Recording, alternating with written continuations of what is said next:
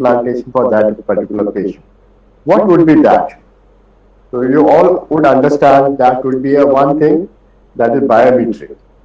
Biometry is the one which would be the investigation to be done for the every patient coming for a cataract surgery. Maybe the first investigation should be a biometry, so that the corneal topography does not change with the investigation which we do for these patients subsequently.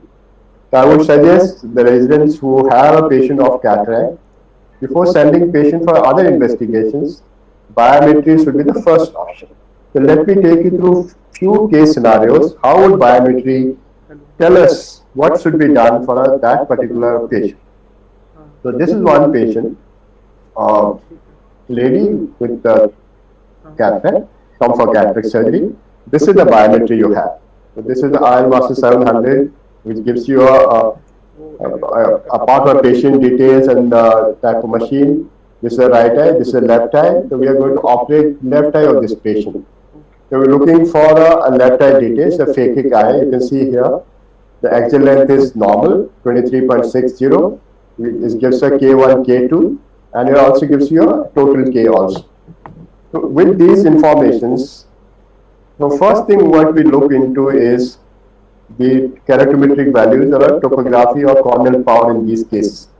You can very well see in this particular patient the total astigmatism is 2.4 diopter. With this amount of significant corneal toricity, the normal monofocal lens will not give you a good uncorrected visual acuity for patient. So whenever we are doing a cataract surgery, any surgery to correct refractive error, we talk about uncorrected visual acuity. Once you have a high cylinder in a post-op period, the patient will never be happy with uncorrected visual acuity for distance as well as for near.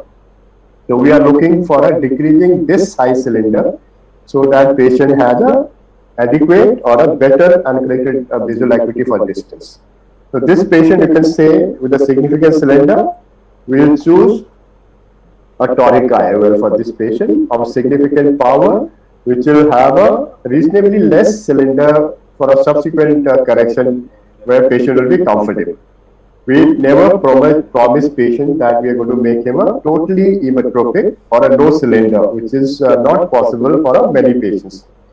If you see here, I've written more than 1.25 diopter cylinder, because that may be a cutoff for an indication for toric IOL for most patients. Less than 1 diopter of corneal cylinder, sometimes people would like to modulate the corneal incision in such a manner or do some corneal incision to decrease the corneal toricity. But if you have a higher cylinder, nothing better than a toric eye. So this is another patient where right eye is of concern. You can see here, again the axial length is 23.10, K1, K2 you can see here. And if you see here, the cylinder amount here is total K is 0.31 diopter. So this is a patient who does not have a significant corneal cylinder. Therefore, monofocal lens would be adequate for this patient to provide a good visual acuity. In fact, this patient will be suitable for a multifocal case, IOL also, a trifocal IOL for as such. So this is a good patient for any type of intraocular lens. Let's see this third patient of ours, a young patient. You can see a pre-senile cataract, left eye patient. This patient was a trifocal IOL. Let's see how much is the total cylinder here. You can see a total cylinder of cornea is 0.76 diopter, which is definitely less than 1 diopter. So many times people will think this is a reasonably good corneal toricity where monofocal or a non-toric IOL can be implanted. But looking into a trifocal or multifocal lenses, even a less than 1 diopter cylinder can cause poor visual outcome in these patients. So if we are looking for a multifocal IOL where patient demands multifocality, the cylinder has to be as minimum as possible. So this is a patient you can't disregard the low cylinder also. So this is what the ultimate calculation is there. This patient requires a T3 lens at 169 degrees to provide a totally correctable toric power of this patient, so that trifocal lens will be good for this particular patient. So you had 3 scenarios of various biometric. So that takes us to the ways by which we can assess our patient for a premium IOLs, including toric intraoral lenses. In that, the first category of presentation or assessment of our patient would be a good selection of patient, doing an adequate, appropriate biometry for those patients, and getting a good IOL power calculation of a toric lens if needed for that patient. That is, I showed three biometric values in the beginning. The patients of more than one diopter cylinder or senile cataract patients in our group of cases coming for surgery would be around 30 or 40% as such. Depends on which type of institution you're working, but average 30% or one third of patient will have a significant cylinder, which can be very nicely corrected during your cataract surgery. And the best optical results would be, and most comfortable would be, a toric intraocular lenses, because it does not distort the cornea, does not play with the cornea. Therefore, the quality of vision with a toric IOL will be better than any treatment done in a corneal surface. For that to have a better outcome, as I said in the beginning, good selection, adequate biometry, and power calculation will be desired. So toric IOL basically would be required for a cylinder more than 1.5 diopter. The normal standard available lenses are ranging from 1.5 to 6 diopter. You can see here that will correct the corneal cylinder of around 1 to 4 diopters of corneal at the corneal plane.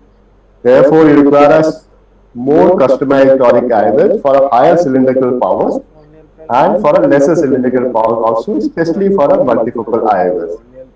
So if you look into a outcome-wise, if patient has a significant cylinder, visual acuity will be definitely better than IOLs than a monofocal lens with these patients. So which are those patients will be suitable for a toric IOLs? The first is a cylindrical power, which is more than 1 diopter, 1.25 diopters. Patient not having any ocular surface disorders, that means cornea should be clear, non-irregular or a regular cornea should be there, and posterior segment should be clear. Therefore, we understand whatever visual loss has occurred in this patient is because of a cataract as such. But what are those patients, which are those group of patients where the results will be poorer or they are poor candidate for a toric implantation? So first of all, irregular astigmatism or a corneal scars, corneal ectasia like patient who has suffered keratoconus or ectatic disorders, patients who have undergone previous surgeries, especially glaucoma surgeries, glaucoma drainage surgeries, prior vitrectomy procedures. Poor pupillary dilatation is a relative contraindication, though we can do surgery for these patients also. Any patient who has a posterior capsular dehiscence, where things will be difficult, like a posterior polar cataract with pre-existing posterior capsular defect, or anything where journals may not be stable, or an intra-op complication where toric implantation, lens implantation will be difficult. So those cases will be a poor cases. For any surgery, the pre-operative counseling makes things better for a patient's understanding, and patient difficulties can be solved very easily in a post-op period also.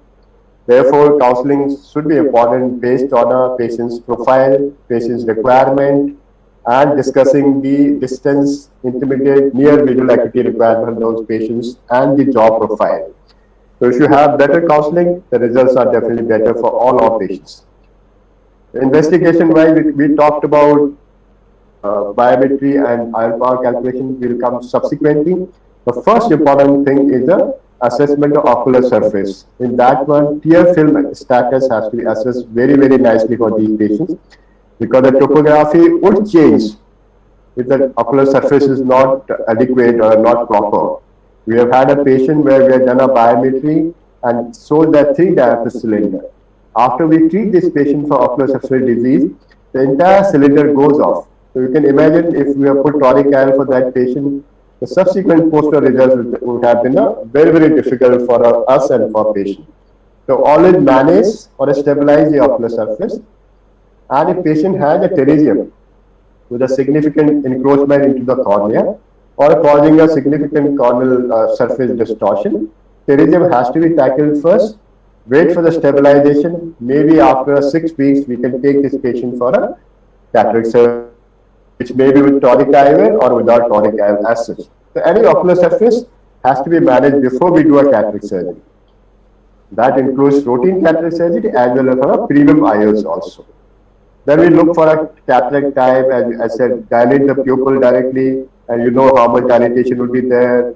Any granulopathy can be assessed in these patients. Rule out any posterior segment pathologies which may hamper your visual acuity improvement subsequently. Though, if even patient has a posterior segment pathology, if patient has a high cylinder, I would suggest we should put a toric iron for these patients.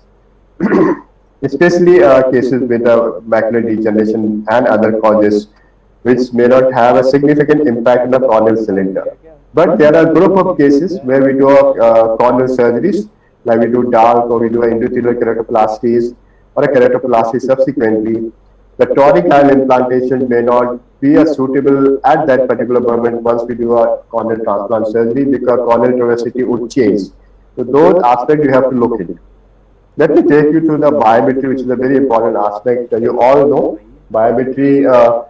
Basically, the classically, conventionally, we have been doing an ultrasonic biometry, or a contact biometry, or immersion biometry. Both can be done if the instrument is available. Other instruments are not there. I would suggest if you have immersion biometry, that is as good as optical systems also. But nowadays, all over the world, in India also, everywhere, you have optical systems like IOL Master or a Lenstar, which can give you a good, accurate biometry of all type of patients. With IOL Master 700, you can even do for our denser cataracts also. For a very, very dense cataracts, you still may have to resort to ultrasonic biometry. Therefore, you cannot disregard the ultrasonic biometry, which has to be there.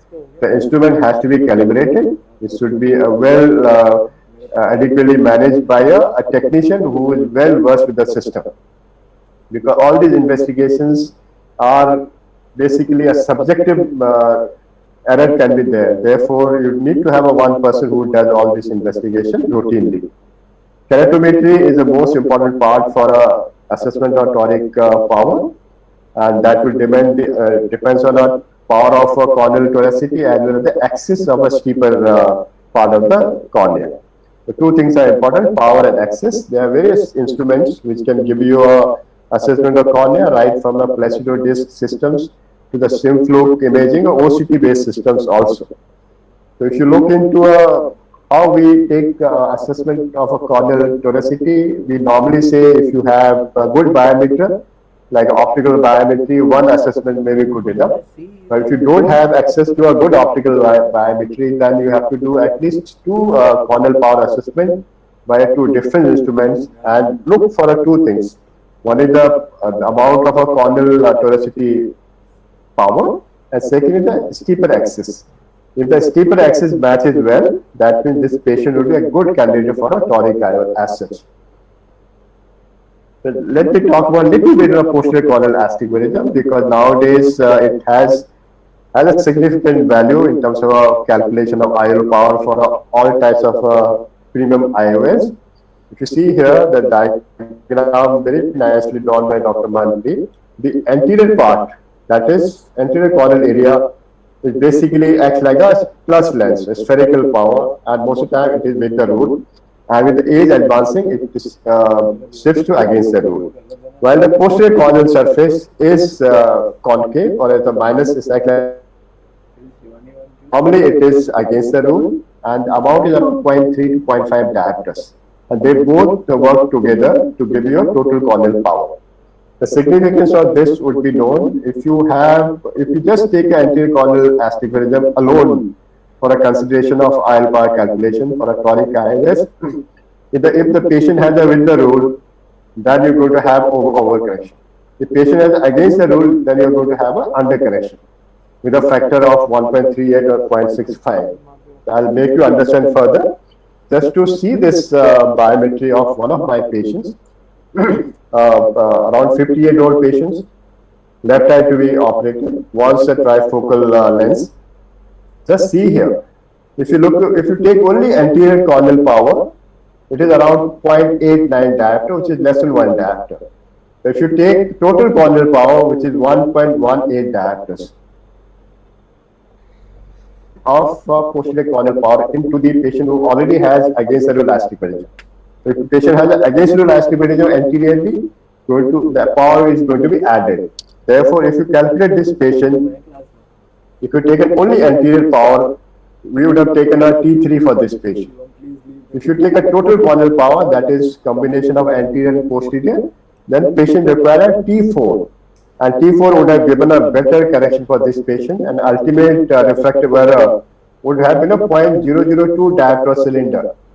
See here, if you take a T3, they would have done an undercorrection of 0.5 diopter, which would have been a significant problem for a patient with a multifocal eye on the post-op period. So that is the significance of posterior corneal curvature assessment. Again, to re-stress this important point, that you can understand here, anterior surface, as I said, acts like a plus lens, and mostly people have with the rule to begin with, and age advances, it becomes against the rule. Posterior corneal surface acts like a minus lens, and that is normally against the rule astigmatism of around 0.2 to 0.3 diopters, and it stays throughout the life against the rule. And if you look at your posterior surface curvature, it will compensate the anterior corneal astigmatism in young patients. But as with the age, it turns against the rule, therefore it's going to add on to your astigmatism. So see here, to remind all the residents here, if anterior is with the rule and posterior is against the rule, what's going to happen? Your power is going to be less because it compensates the anterior with the rule. Therefore, whenever you do a calculation, you're going to have overcorrection for your patients. If both are against the rule astigmatism, both anterior and posterior, then you have to add into the astigmatism. So you have a higher degree of astigmatism for your patient, and you might add, if you just go with the anterior curvature, you're going to have a undercorrection for this patient. So this is the importance of knowing your posterior corneal curvature. So these are various devices where you can assess your posterior corneal curvature very, very adequately and correctly. Only thing, the manual correctability will not give you a posterior corneal curvature. So, otherwise, Ironmaster 700, Lenstar, Offscan, Pentacam, Galili, Cassini, iTrace, they are all going to give you a posterior corneal power also. So these are a good instrument for a toric IL calculation as such. There are devices, as I said, can give you a posterior corneal assessment. So which will be the best one for us to pick up?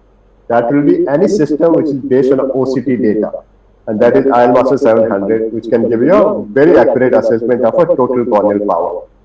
So Ironmaster 700, you all have seen it in our various labs we have, like 106 to 279 and 379 also, which gives you a characteristic value, telecentric. These are 3 points, if you see here. 3 rings would be there to give you a better corneal anterior surface power assessment, and OCT will give you a posterior corneal surface assessment, and it will give you a total K as such. So if you look into all these assessments, we are basically going to take them for IL power calculation. So which are those important factors or points in a calculation of a good power in case of the toric lens? So first would be a magnitude of a toric IL power, that means toricity. And the axis of toric intraocular lens has to be assessed, on which we are going to implant. Then you have to assess your own surgically induced astigmatism, which has to be added into your formula. Then also important are 2 important things which is come in a newer generation formula. That is posterior corneal curvature and effective lens position. So these are 2 important things. Posterior corneal curvature I have highlighted quite significantly, clearly for you people. And effective lens position is a calculation based on the AC depth and lens thickness. Let me give you a little bit on a surgically induced astigmatism, or SIA. Basically, it can be calculated by a standard astigmatic vector analysis, or you have a various online tools which can give you your assessment of surgically induced astigmatism. At least you have to have at least data of 50 patients to have a good assessment of SIA. For every surgeon, it will be different. But normally, if you are operating through one particular axis, particular area, that is, if I look into my surgery, I do temporal clear corneal incision for all my cases. Average will be around 0.2 to 0.3 diopters, which is not a very significant amount. Nowadays, many people do not really stress the SIA nowadays also. The other important thing is the effective lens position. As I said, it will be based on essentially the anterior chamber depth, and the effective lens position in power calculation would be important for those cases where you have a deep entry chamber or shallow entry chamber in extreme AC depth cases, like a very high myopes or a very high hypermetropic patients. You can see here 1 millimeter of error in the effective lens position will cause 0.1 diopter error in a dioptric cylindrical power of in a IOL plane, so which is a significant amount. So we have to be very careful of this particular data on a patient who has extremes of entry chamber depth. Posterior corneal curvature I have talked about. You can have various systems, online calculation also. The best is a Barrett toric calculator, which we have been using for IOL power calculation. If you look into our various IOL manufacturers, like right from the Alcon to AMO to various other, they do have their own calculators, which can also give you a good IOL power calculation. But Barrett Universal Toric Calculator is one which is effectively used, which will have assessment of a K. You can say flat K, flat axis, steeper K, steeper axis, axial length. These are patient data. ST depth, the target refraction 0, SIA is a surgeon's data, incision location is surgeon's data, lens thickness, and wide to wide. So these are few important parameters which has to be incorporated into IOL power calculation to get a good results. So if you look into this, if you incorporate this, the calculator will give you important sheet for you, which should be placed in a operation theater. If you have this sheet, this is a patient data. So this has patient name, ID number, the keratometric value, A constant for a particular case of a lens, type of lens to be used. And if you see this diagram only, which is very important, it tells you where the lens should be implanted, the axis of implantation 90 degree, and the power of toric IOL along with the axis, and the target refraction is also indicated. So these are very important information, and this has to be placed so that surgeon has a clear view what which axis the IOL has to be implanted. This is, as I was talking about, you can have a various online calculator for various manufacturers, which can give you a similar information for you. Let me take you the other way of calculating IOL power. We talked about a patient undergoing biometry, then calculation by various formulas. That is pre-operative calculations, which has given a very nice adequate correction for all patients. There are certain situations where this assessment may not be very accurate. So you can do an intraoperative assessment of a toric power and the axis implantation of toric lens. That is based on a wavefront refraction of a aphakic eye. So once we remove the cataract, we do a aphakic refraction through wavefront refraction, and that gives you assessment of a toric power. And this is significantly useful for patients who have undergone refractive surgeries, especially post-LASIK or post-RK patients. And people have found this way of calculation is much more accurate as compared to SRKT formula, which has been used earlier. The ORA, or intraoperative aberrometry, is one other way of calculating toric power as well as axis, and looking into the adequate placement also on the table. To summarize, this point of mine of this presentation was based on the case selection, investigation, and the toric power calculation. So when to implant toric IOLs? You can say patient should have a regular corneal astigmatism. This is important. Regular corneal astigmatism. If you remember, initially I told a patient is having with the two instrumentation or two different sets of corneal power calculation. If you have a different power of cylinder and different axis coming every time, the patient has an irregular astigmatism. May not be a good candidate for a toric IOL. Second is, even patient has less than 1 diopter cylinder. If patient wants a multifocal IOL, then you have to go for a toric multifocal IOL. How do we determine the magnitude and axis of cylinder? That is based on a corneal curvature. So you have to incorporate both anterior and posterior corneal curvature. That is a total keratometric value. And as I said, multiple readings should be taken, at least by 2 instruments in case you have a difficulty. And most accurate instrumentation are based on which are based on apart from the keratometry, based on OCT data also. For IL power calculation, as I said, any formula which incorporates a dual dimension, that is both anterior and posterior corneal curvature, AC depth, effective lens position. If these three things are there, you're going to have a better calculation of toric IOL. Therefore, look for those formulas, nomograms, online calculators where these three important aspects are placed.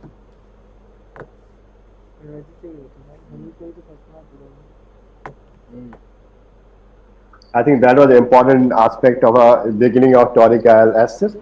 Now comes the easier part, that is surgical aspects. So let me just show this table, which gives us the material designs, the range of power available commercially for a toric IOLs for monofocal toric lenses. So most of these lenses are hydrophilic lenses, except for a Zeiss, which is a hydrophilic lens. And the power range is for a spherical, you all know, range from +6 to +34. But normally it is 1.5 to 6. That is that can correct up to 0.75 to 4.1 diopter on a corneal plane.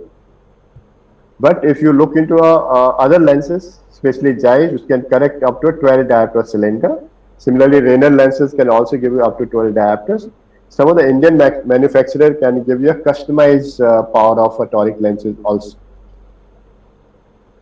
If you look into but this is a multifocal toric lenses. Now we have Accusoft PanOptix also with a similar range. It can give up to you can see around 1 to 3 diopter correction, that is 0.5 to 0.75 steps. Similarly, other lenses also give you similar steps in these cases. If you look into, we are using a PanOptix toric, Symphony toric very effectively, and Carl Zeiss Acryl laser also. So we have toric combination with near addition of various ranges, giving both near intermediate for operation in a toric platforms also.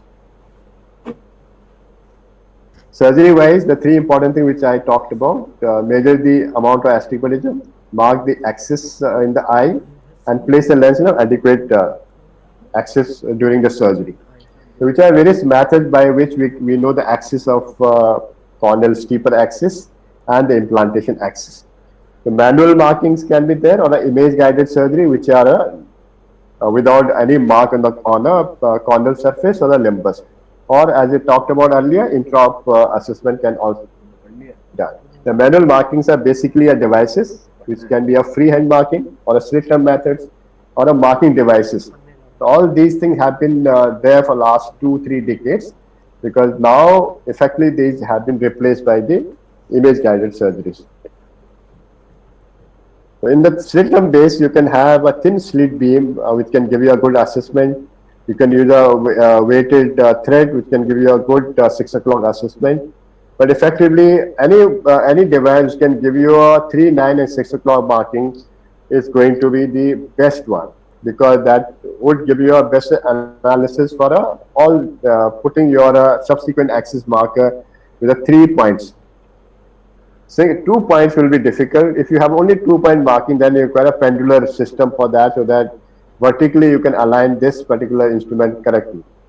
Then you have a Nuhan's one-step toric marker where it can also be marked. That means apart from reference axis, you can mark the axis implantation at the same time. Then various devices can be put into this is on a tonometer device. This is an electronic device which can tell you the distance from the cornea and the area of placement. Or you can have a various axis 0 to 360 degrees, and you can place correctly on a single step surgery wise. So these are various ways we have been doing a 3-point marking with bubble marker, which has been quite accurate as such. The studies have compared various devices, and all devices are almost equally good. It depends on how effectively some is one expert does in this case. But if you look into comparative studies, all study would say the visual acuity in these patients are quite good, but quality is not assessed that well in these cases. For image guided, you all have seen the with us, iTrace. We have seen Varion with the Alcon device, or Callisto is very commonly used for us. So all these devices will give you analysis for a few important things apart from giving your corneal power, which is Varion and Callisto. It tells you, it takes the image of a corneal limbus vascular structures, which is transported from the either from the IL master or a Varion to the surgical microscope, where it can be analyzed. Optiwave refraction I talked about earlier, which will give you the assessment on the table, which will come subsequently. Let me show you one video of image guided surgery. You can see this is the 0-180 axis, because my incision at 180. So it gives you a regular analysis of your incision size adequately in the same place.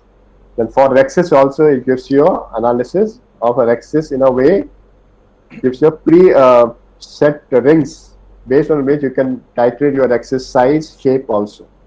Because that is important, your rhexis has to be well centered so that your subsequent implantation is in the bag, because toric IOL has to be in the bag correctly, and should be, the surface should be well covered in the periphery with the rhexis margin. Otherwise, lens will get decentered in a later post-op period. So after we implant the lens, we have to look into this is our axis implantation. You will see the lines, 3 lines coming up. After we remove the viscoelastic, both of anterior and posterior effectively, because viscoelastic is the one which can have post-op rotation happening in these patients. You can see 3 lines are seen here, and 3 dots which are near the optic haptic junction are the toric axis of IOL. You can see these 3 dots.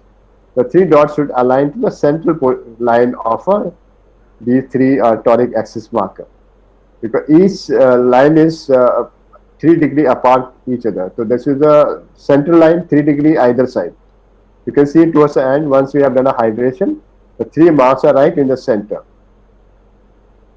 You see this patient again, because these lenses are difficult to rotate anti-clockwise. I am removing the viscoelastic from anterior and posterior, and towards the end you can see the IOL is well aligned here. I am trying to hydrate the wound now.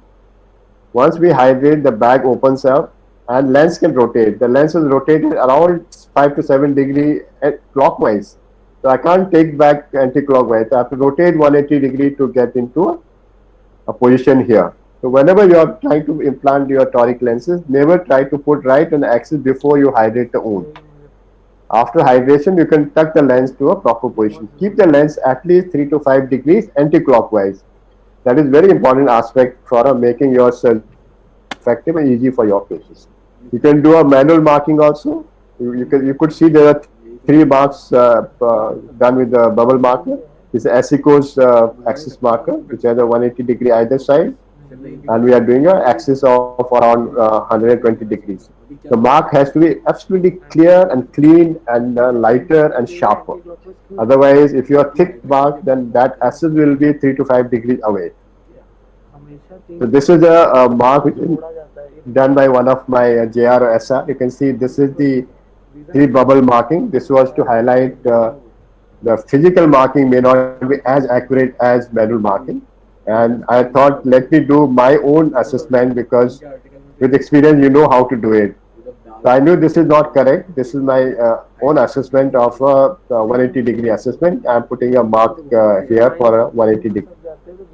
And you will see that this mark well aligns axis marking, which is done by image guided.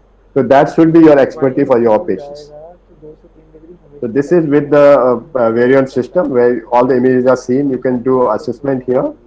Subsequently, phaco can be done effectively.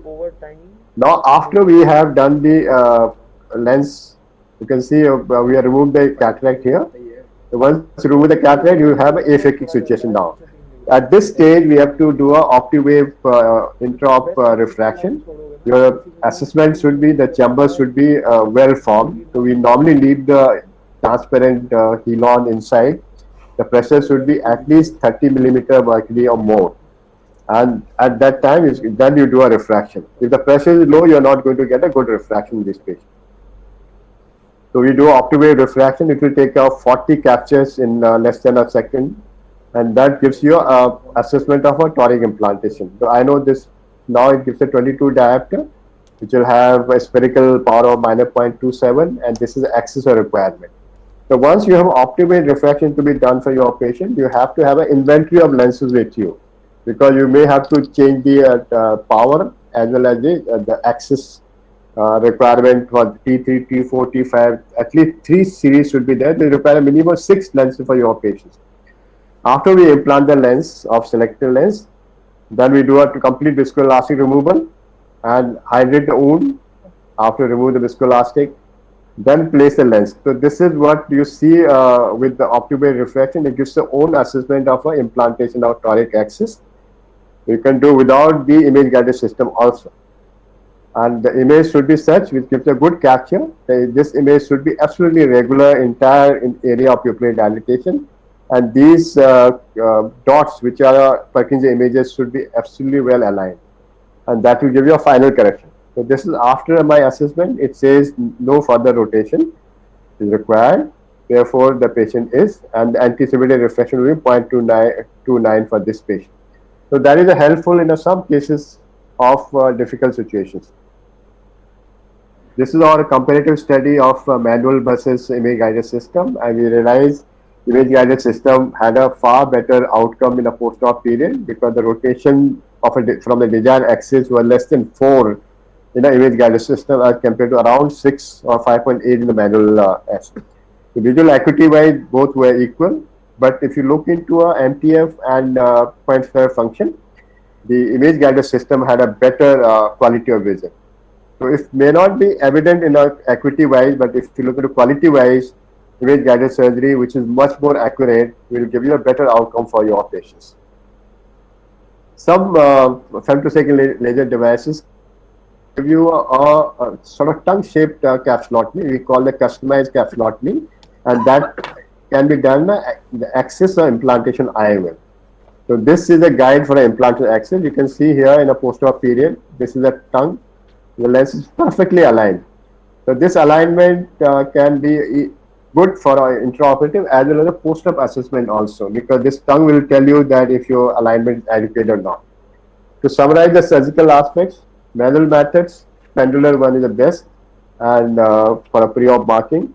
Image guided system provide a better accuracy and better quality of vision.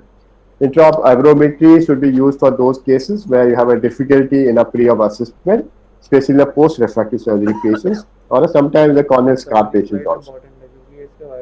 Nowadays, we have a very nice digital workflow for our patients, which is, I think, is the standard of surgery today, as going to be for future also, where pre-op, intra-op, and post-op things can be in a workflow.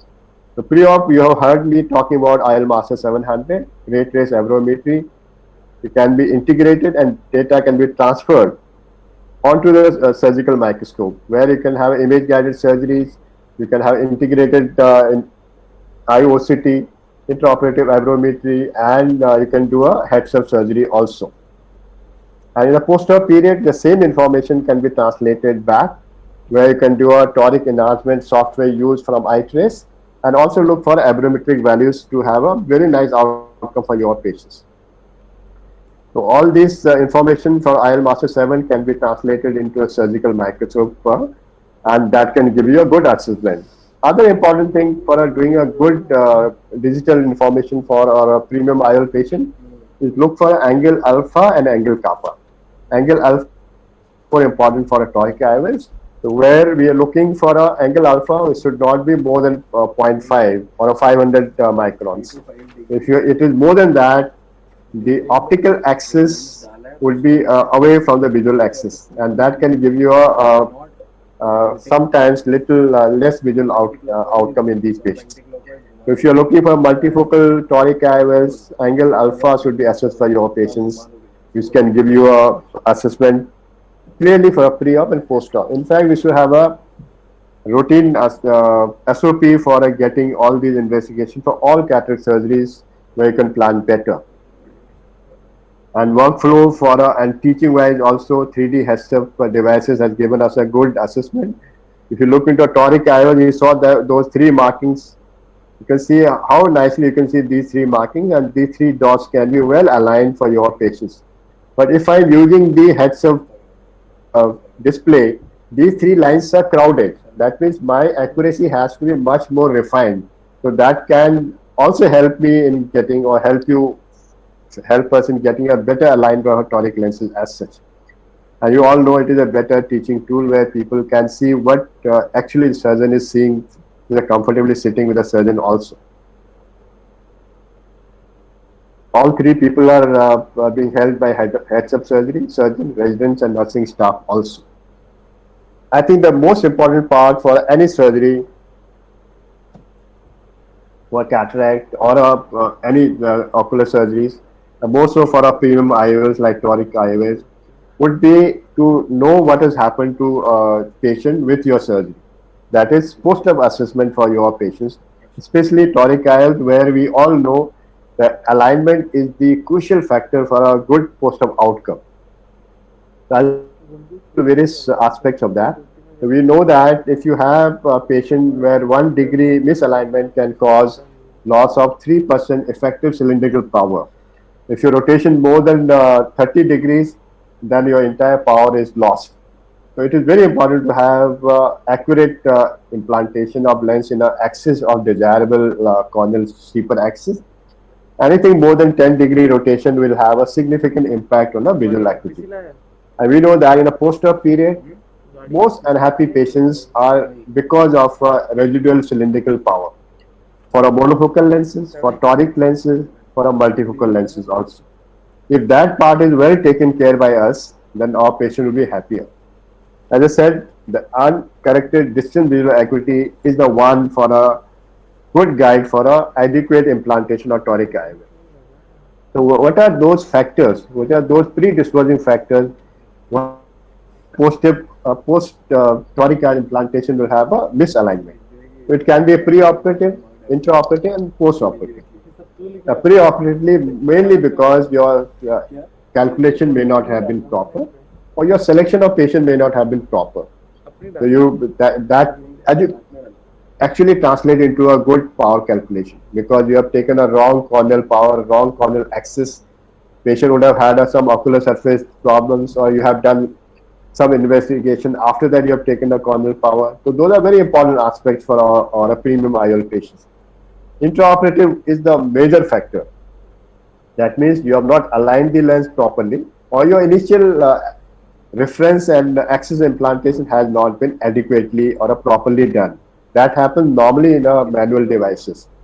Or the post-op period is not very significant, but very important. The post-op rotation happening because of various causes.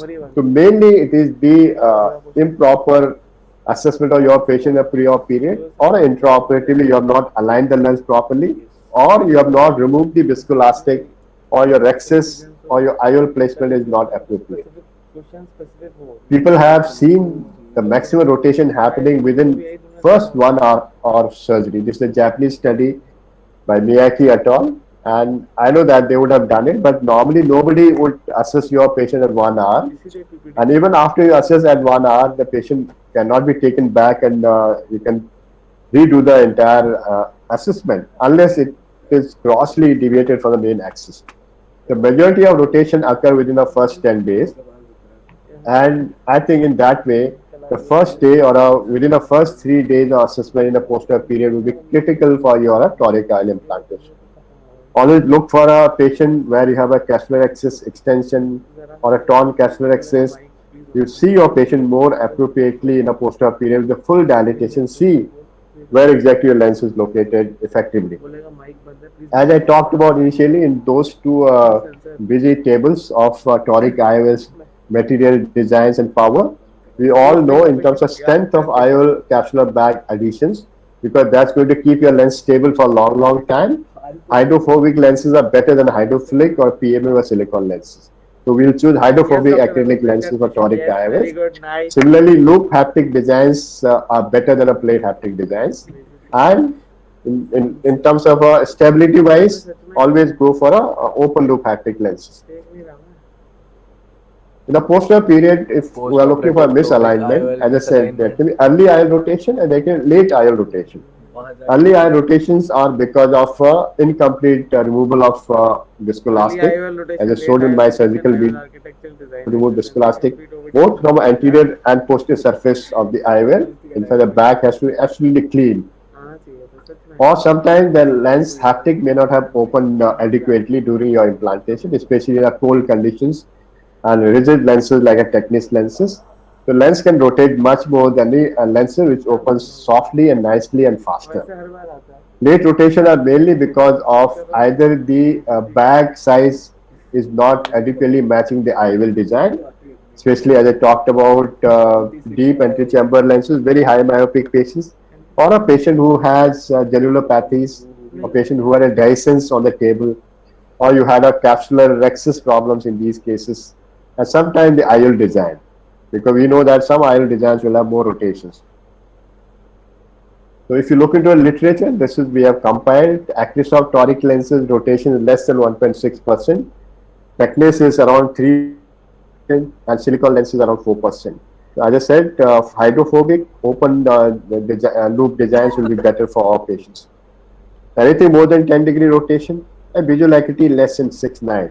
These are two important things. Sometimes you may have a rotation more than 10-degree also, but patient visual acuity will be adequate. So that's not an indication for re-rotation again.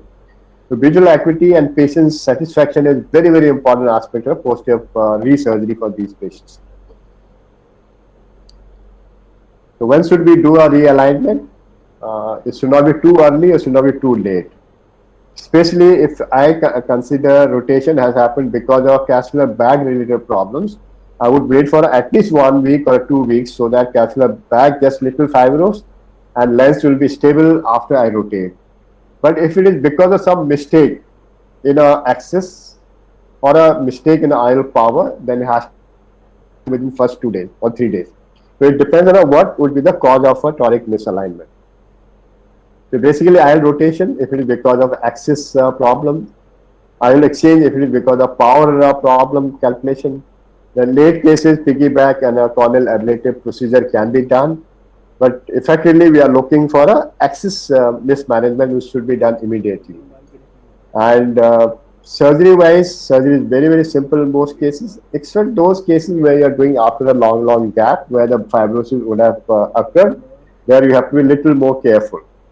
So what all parameter has to be seen to assess the rotation of your lens, especially toric. So you can do a silicon assessment, or you can do a retroillumination photographs, or a by ray tracing technology to know what is the current position of a axis of toric IOL.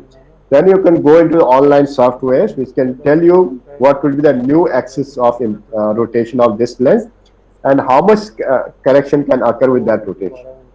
So stepwise, once I have a patient who has visual acuity less than 6/9 and uncorrected distance visual acuity, I do a refraction for that patient to know the amount of manifest refraction, and it shows more of a cylindrical power, dilate the pupil, determine the position of toric IOL axis based on those 3 dots you could see in this patient. So this is the most important part of a subsequent assessment. Full dilatation and look for the new axis of your toric IOL. So that can be easily done by slit lamp based systems. You can know that slit lamp has the reticules, which is 5-degree steps, which is there in a patient, and subsequently you can align this lens as per the AJ picture can also be taken the same way and tells you the same thing. So once you have new axis of toric implantation, you have to go into the www.astigmatismfix.com, where it will tell you how much rotation is required. With this rotation, what will be the outcome for your patient. So let me give you one example of ours. This patient where we have planned axis was 85-degree, but the lens is now located 100-degree. How did we get this 100 degrees? By all those assessments, basically by slit lamp or a photographic methods or with the apps attached to the mobile phones. Or you can do it with the other devices like eye trace. Current diffraction of this patient is 0.5 spherical, and you can see 1.5 diopter cylinder, which is significantly one. So once you feed into this, it tells you the new rotation of this lens would be 12 degrees clockwise rotation will give you a good assessment and estimate. The new estimate for this patient is a 0.21. So this is how you can become more wiser and correct the difficulty which patient is facing. So this is the second patient. You can see here the manifest refraction shows only 0.5 cylinder, but spherically 3 diopters. Patient is very unhappy because distant visual acuity is not good. So this patient, would you like to rotate?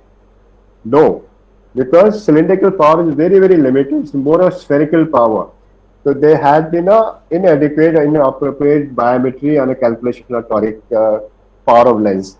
The power is not adequate in this patient. Therefore, this patient would require an exchange of lens to correct this 3 diopter deficiency or manage with other purposes. So toric alignment is quite good. It doesn't show any, it just shows 1 degree rotation. So this patient doesn't require a rotation. So this is another way of looking into a toric enhancement software, which is an iTrace, which we have in plenty in RP Center. It also gives you an assessment of a corneal power. It also gives you a total internal corneal wavefront power and gives you the anterior curvature map also. So this patient, you can say current corneal power 1.96. This patient requires at least T5. And toric IOL axis is required 0.2 diopters at 142. And this patient assessment tells us 26 degree rotation will be required, which will change your entire refraction by 1.56 diopters, and the post-op accuracy will be there in this patient. So this patient will definitely benefit. You see here, the lens should have been at this particular axis. The lens is placed here.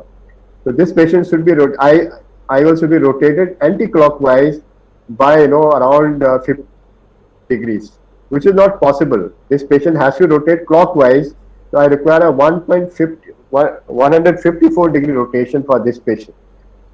The same thing with the online calculator gives the same assessment this patient. If you see here, this patient again 74 degree rotation will give this much correction, and this is the various other ways to look into a IOL dialing and what will be the outcome. So this is one patient where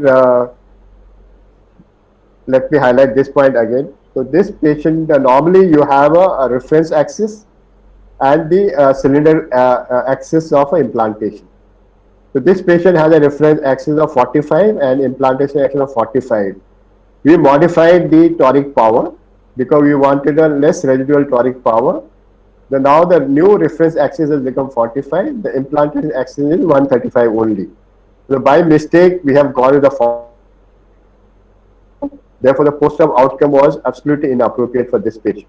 So this should have been our axis of implantation. Lens is placed like this. So this is within the first 2 days of surgery.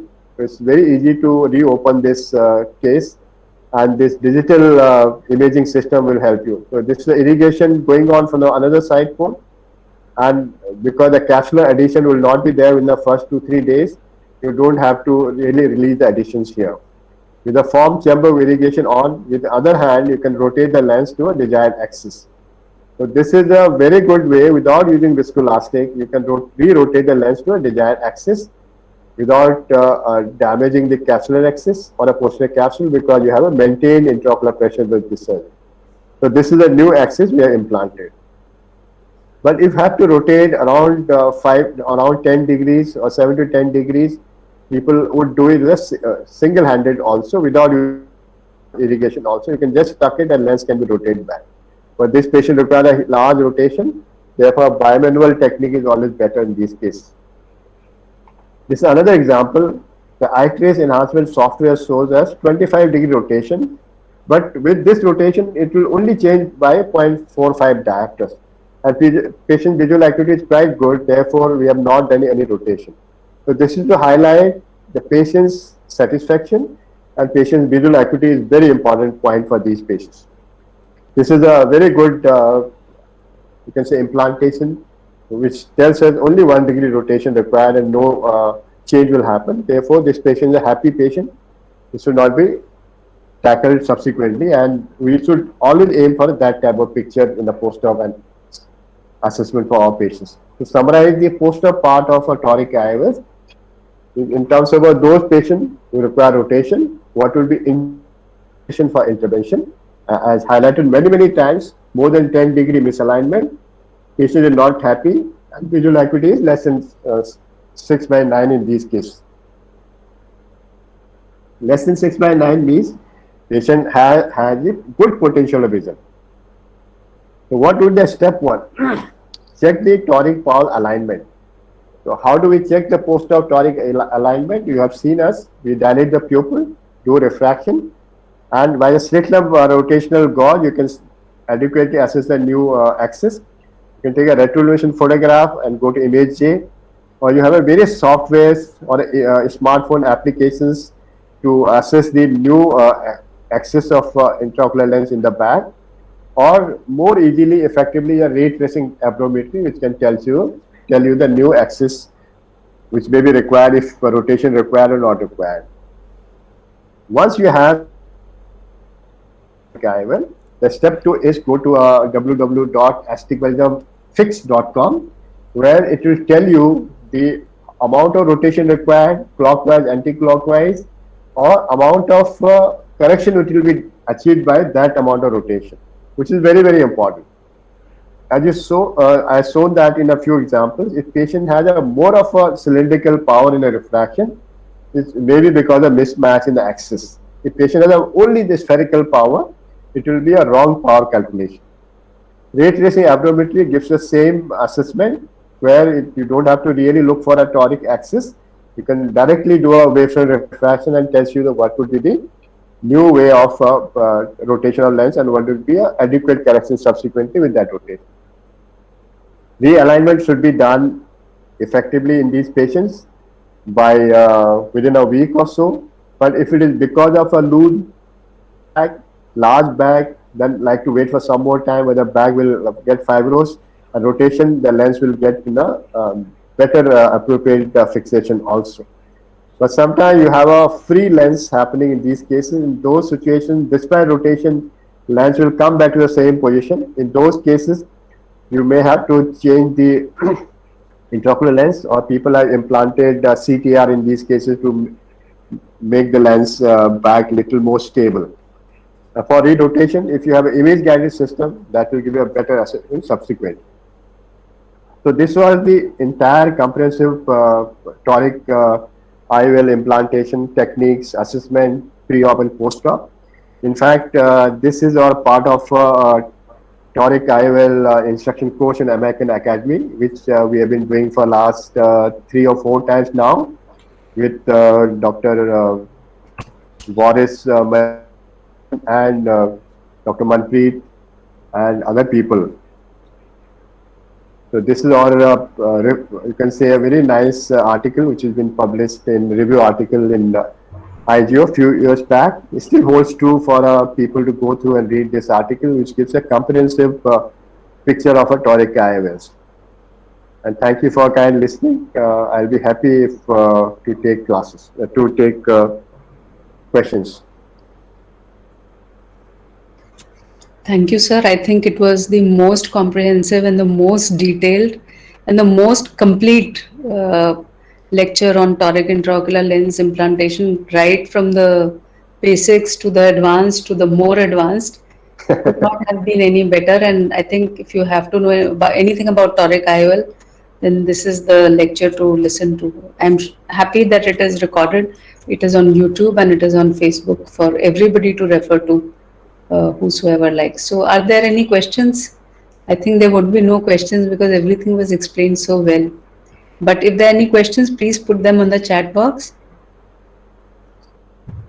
And also especially the summary which came, after each part 1, part 2, part 3. Divya has a question. Yeah, so Divya is asking if there is any specific precaution while implanting toric IOL in children. Achha, that's a very good point, because I did not go through that particular aspect because it's a little controversial in terms of implanting toric IOLs in a pediatric patients because the corneal toricity doesn't remain same like in adult patients. Because if I operate a patient who is around 60 years, the corneal modulation has almost complete. young patient, if patient has, as we discussed on a posterior corner curvature, with the rule and against the rule, most young people will be having a with the rule astigmatism.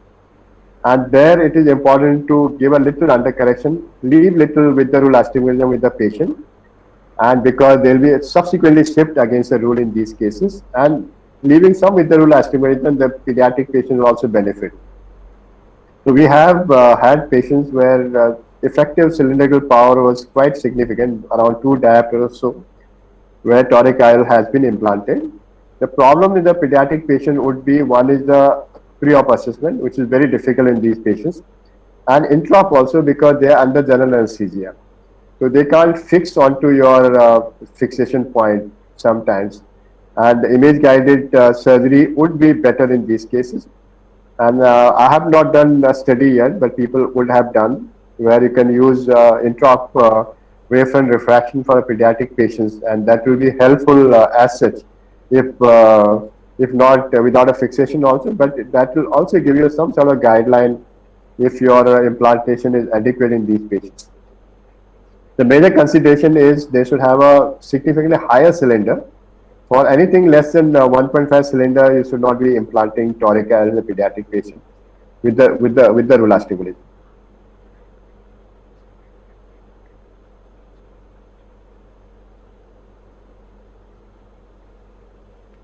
It's very nice, Divya being a Yeah.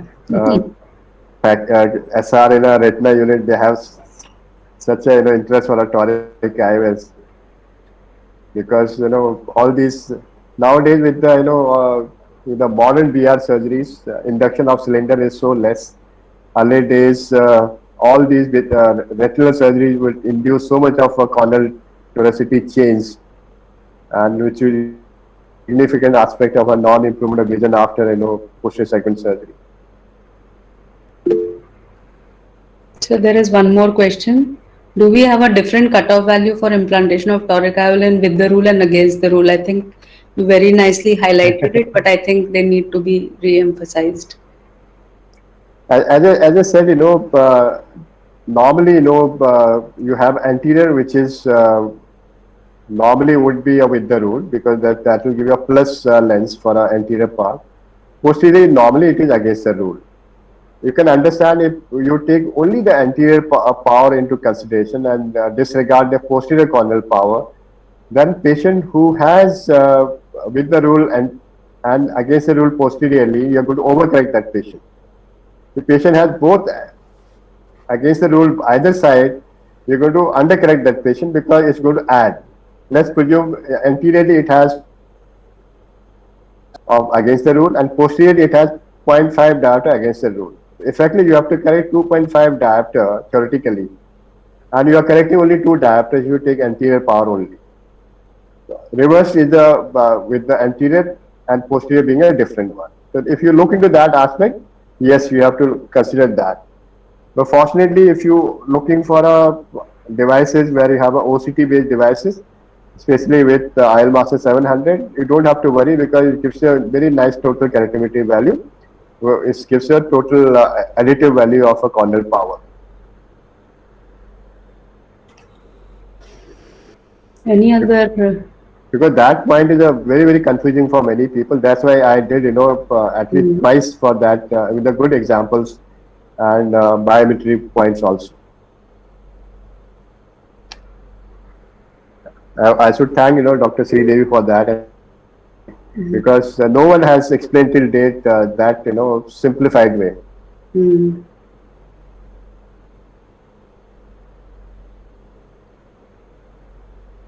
One thing I didn't stress, we have smart toric lenses from IOCare.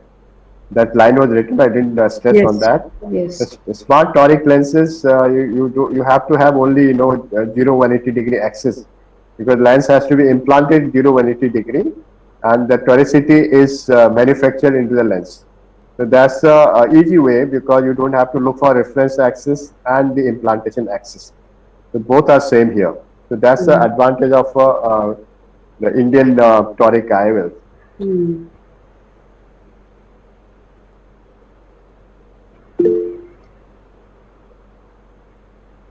Nimi has a question. Can read that. Panoptics versus Symphony, which one gives more patient from your experience, sir? Because these two lenses are little different if you look into their optics wise and their way of giving up correction for a patient. But if you Panoptix is a two trifocal lens. Effectively, this is a quadrifocal lens which is made into trifocal lens to improve the light transmission for the intermediate zone also. So it gives you a very nice intermediate and near correction. While Symphony lens is extended range of vision, where it has the focus point is extended here. So it gives you a very nice distance visual acuity and also has a very nice intermediate range of vision, but near vision is a little more compromised for these patients. So if you're looking for a patient who requires a more clearer intermediate and near vision, then the better option at this present time. But if patient is happy with the intermediate and distance, Symphony lens can be an alternative for these patients also. But if you are looking for a intermediate near as good as Panoptix, then you have to go for their new lens, which is called क्या नाम उसका Synergy. Synergy. Yeah. Because Synergy, which is again like a trifocal lens, like you have with Panoptix, it is a combination of their Technis multifocal and Symphony. So apart from the extended range of vision, it gives a very nice intermediate, near and intermediate vision also. So if I have to compare, then I'll compare Panoptix and Synergy, because Symphony would be a different type of lens now. Sir, there is one question, especially in our kind of setup, when some patients cannot afford the kind of lenses that they should be putting in. If there is a, say, astigmatism of less than 1 diopter, or if there's a astigmatism of around 1.5 diopter, and the patient is willing to pay for an imported monofocal, and is also willing to pay for an Indian toric IOL, and doesn't have money more than that, which lens would you prefer? No, if the patient has less than 1 diopter, around 1.25 diopter still, then I'll go for a monofocal lens with a good optics, because it will give you a better clarity, better contrast, and try to decrease the corneal cylinder by doing a corneal incisions, especially opposite clay corneal incision, or maybe a little bit of LRI or a arcuate, which we don't do nowadays. Even opposite clay corneal will decrease the cylinder by around 0.3 to 0.5, and patient will come down to 0.5 still, which is acceptable for most monofocal patients. But yes, if patient has around 1.5 still, then I'll definitely go for a toric lens. And we have good Indian toric lenses also. In fact, we have in RP Center also now hydrophobic toric IOLs, which are half the cost of the other standard lenses. And whatever I have used, the results are very nice in those lenses also.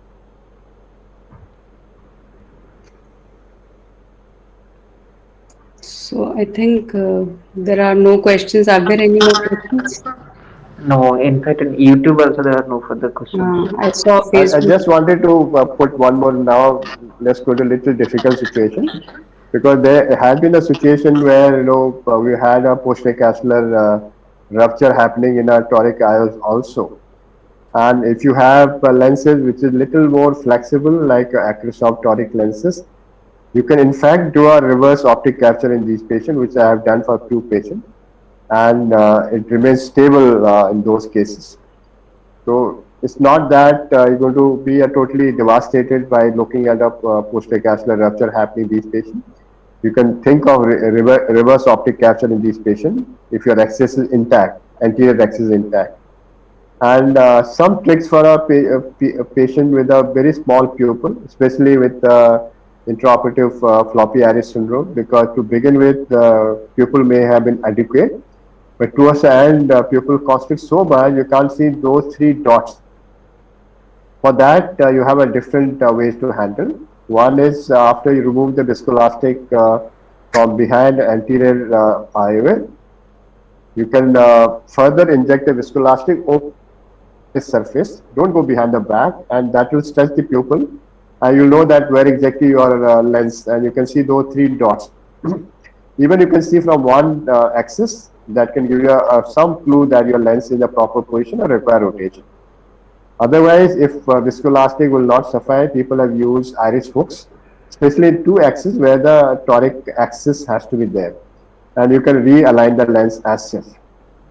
Or people have used bimanual irrigation aspiration and maintain the deep pressure and rotate the lens with the other instrument can be done. The small pupil is sometimes very, very difficult, and rotation is very difficult in these cases. I have heard one group of surgeon, Dr. Sri Ganesh group, where they devised the temporary mark in the optics of a lens, so that the mark can be seen in the center also, and it goes off a physical impression onto the IOL surface, and that can be used for a small pupil as such.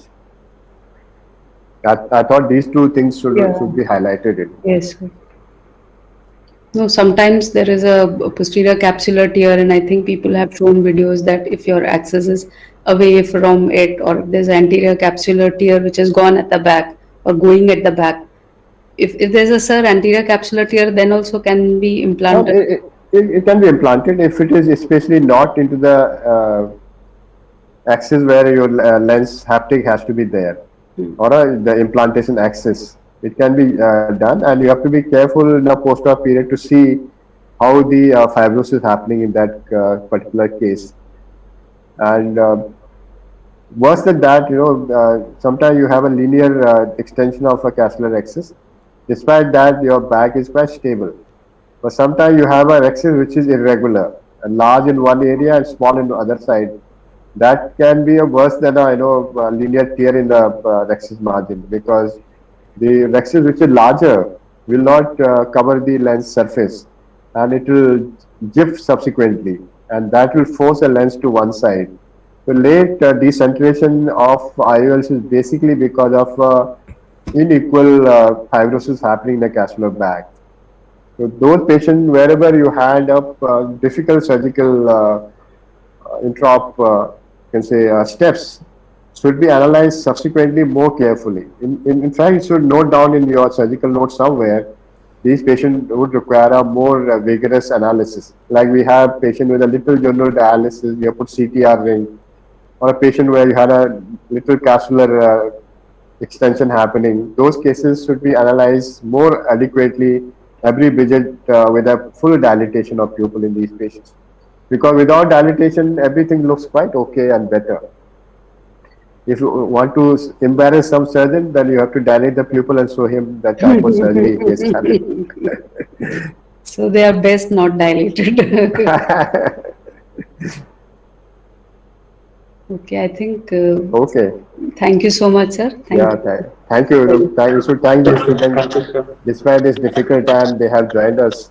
Yes. And I take this opportunity to wish all of you good health and pray that you remain safe and work in a area where things are safer for yourself and for others also. Unfortunately, RP Center is totally locked down, but it's remarkable. We appreciate you people are working as COVID warriors, and always pray for your health, and make sure you, wherever you are, give your 100% so that people appreciate the workforce from RP Center also. And people who are sick, I wish early recovery. Almost half of our unit SRs and faculty we've been sick in the past 1 year, and hope that things improve very, very fast. And please take all precautions. And any difficulties, please contact us if we can help. The situation here is so difficult. It seems that it will be difficult to help your own people sometimes, which is so devastating psychologically for us also. But whatever said and done, you people have done great work for AIIMS and mankind also. and thank you for all the support for our institution. Okay. Thank you Good so day and much. yeah, Thank you. bye bye. Bye, sir.